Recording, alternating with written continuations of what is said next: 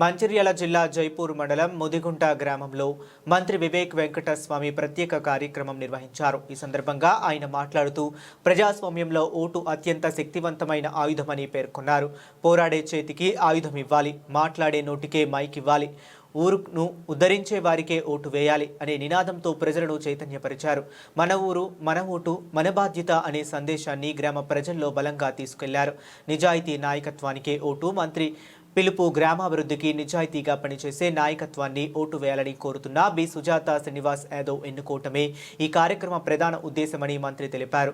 ప్రజలు తమ ఓటు విలువను గుర్తించి గ్రామ భవిష్యత్తును కాపాడుకునే నిర్ణయం తీసుకోవాలని సూచించారు.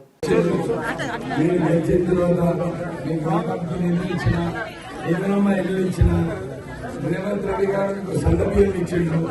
మీకు ఎన్ని ఇచ్చింది? 25 ఇచ్చిందా? ఇంకా ఇండ్లు కావాలని అడుగుతున్నారు. ఇంకా 100 ఇండ్లు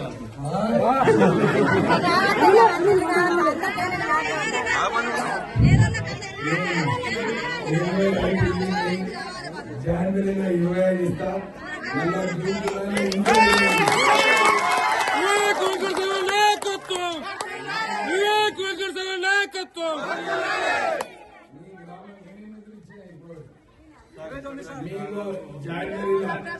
ఇంకొక 25 లక్షల రూపాయలు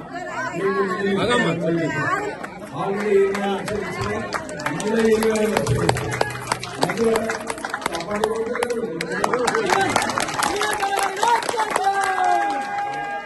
మళ్ళీ మీకు కొత్త ఇల్లు కావాలన్నా కొత్త నిధులు కావాలన్నా మీరు మళ్ళా ఎవరికి గెలిపించాలి? ఎవరికి గెలిపిస్తారు? సురేంద్ర గెలిపిస్తారా? గెలిపిస్తేనే నేను సీఎంతో కొట్లాడుగా నీకు ఎక్కువ నిధులు ఎక్కువ ఇల్లు తీసుకొస్తా. అవునా కదా? 3 సంవత్సరాలు ఉన్నాయి. 3 సంవత్సరాలు ఇంకా ఎమ్మెల్యేగా ఉంటా. మీ పనులు ఎవరు చేస్తారా? నేనేం చేయాలి? అవునా కదా? ఇప్పుడు మనం చేస్తే అపోజిషన్ వాళ్ళు సత్తాలో లేరు, ఏం చేయలేరు. నేనేం చేయగలుగుతా?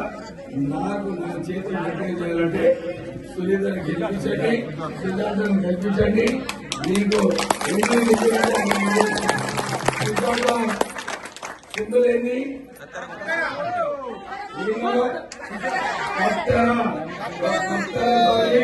మన సుజాతాన్ని గెలిపించి నా చేతులు గట్టిగా చేయండి. మన గ్రామాన్ని మనం కత్తెర గుర్తుకే